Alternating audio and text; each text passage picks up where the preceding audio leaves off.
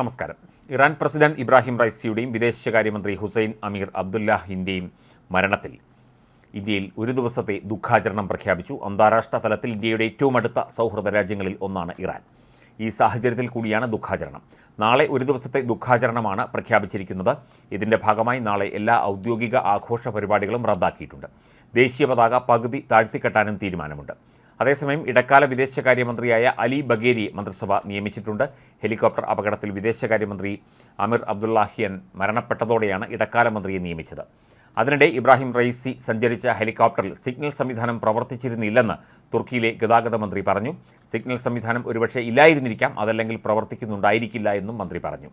അന്വേഷണത്തിൽ ഇറാനെ സഹായിക്കുമെന്ന് റഷ്യ പ്രഖ്യാപിച്ചു. ഇറാൻ പ്രസിഡന്റ് അടക്കം 5 പേർ കൊല്ലപ്പെട്ട ഹെലികോപ്റ്റർ അപകടത്തെക്കുറിച്ച് അന്വേഷിക്കാൻ ഇറാനെ സഹായിക്കുമെന്നാണ് റഷ്യ പ്രഖ്യാപിച്ചിരിക്കുന്നത്. ഹെലികോപ്റ്റർ തകർന്നതിൻ്റെ കാരണത്തെക്കുറിച്ചുള്ള അന്വേഷണത്തിൽ ഇറാനെ സഹായിക്കാൻ മോസ്കോ തയ്യാറാണെന്ന് Russian security council secretary Sergei Shoigu പറഞ്ഞു. റഷ്യയുടെ യഥാർത്ഥ സുഹൃത്തായിരുന്നു ഇബ്രാഹിം റൈസിയെന്ന് ഇറാൻ്റെ പരമോന്നത നേതാവ് അയത്തുല്ല അലി ഖൊമേനിക്ക് അയച്ച അനുശോചന സന്ദേശത്തിൽ റഷ്യൻ പ്രസിഡന്റ് വ്ളാഡിമിർ പുടിൻ അനുസ്മരിച്ചു. റഷ്യയും തുർക്കിയും അടക്കമുള്ള രാജ്യങ്ങൾ നൽകിയ സാങ്കേതിക സഹായം ഉപയോഗിച്ചാണ് കാണാതായ ഹെലികോപ്റ്റർ കണ്ടെത്തിയത്. ഇറാൻ അസർബൈജാൻ സംയുക്ത സംരംഭമായ ഖിസ് ഖലാസി അണക്കെട്ട് ഉദ്ഘാടനം കഴിഞ്ഞ് മുതിർന്ന നേതാക്കൾക്കൊപ്പം തബ്രീസിലേക്ക് പുറപ്പെട്ട ഹെലികോപ്റ്റർ ഇന്നലെ ഉച്ചയോടെയാണ് അപകടത്തിൽപ്പെട്ടത്. ടെഹ്റാനിൽ നിന്ന് 600 കിലോമീറ്റർ അകലെ ജുൽഫയിലെ വനമേഖലയിൽ ഹെലികോപ്റ്റർ ഇടിച്ച് ഇറങ്ങുകയായിരുന്നു.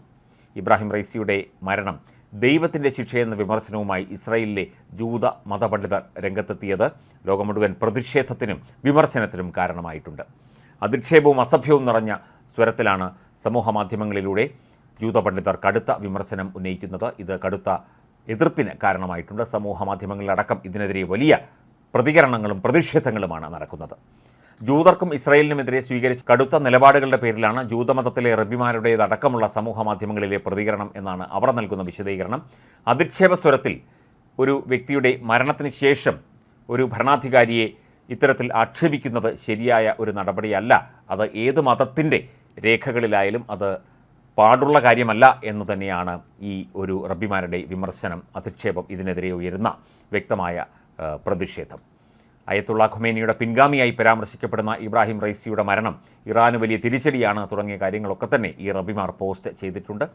ഇതൊന്നും മാനവികതയ്ക്കും മനുഷ്യത്വത്തിനും ചേർന്ന നടപടിയല്ല എന്ന വിമർശനമാണ് ഇപ്പോൾ ഉയർന്നു വരുന്നത്. 3 വർഷമായി ഇറാൻ പ്രസിഡന്റായിരുന്ന റൈസി അടുത്ത വർഷം തെരഞ്ഞെടുപ്പിനെ അഭിമുഖീകരിക്കാനിരിക്കെയായിരുന്നു. അതിനിടയിലാണിപ്പോൾ ഈ അപ്രതീക്ഷിത ദുരന്തമുണ്ടായത്. പശ്ചിമേഷ്യൻ സംഘർഷം തുടരുകയും ഇസ്രായേലും ഇറാനും തമ്മിലുള്ള രാഷ്ട്രീയ വൈരം മൂർച്ഛിക്കുകയും ചെയ്യുന്നതിനിടയിലാണ് അപകടമുണ്ടായത്. മുൻ ചീഫ് ജസ്റ്റിസ് ആയിരുന്ന റൈസി ഇറാനിലെ പരമോന്നത നേതാവായ അയത്തുള്ള അലി ഖൊമേനിയുടെ വിശ്വസ്തൻ കൂടിയായിരുന്നു. അദ്ദേഹത്തിൻ്റെ പിൻഗാമിയായിട്ടാണ് നിലവിൽ ഇദ്ദേഹത്തെ കരുതപ്പെട്ടിരുന്നത്. ജൂത മതഗ്രന്ഥത്തിലെ പ്രതിനായകനായ ഹമാനോടാണ് ഇബ്രാഹിം റൈസിയെ ഇസ്രായേലിലുള്ളവർ ഉപമിക്കുന്നത്. റൈസിയുടെ മരണത്തിൽ ദൈവത്തോട് നന്ദി പറയുന്നതായും റബ്ബിമാർ ഫേസ്ബുക്കിൽ എഴുതിയിരിക്കുന്നു.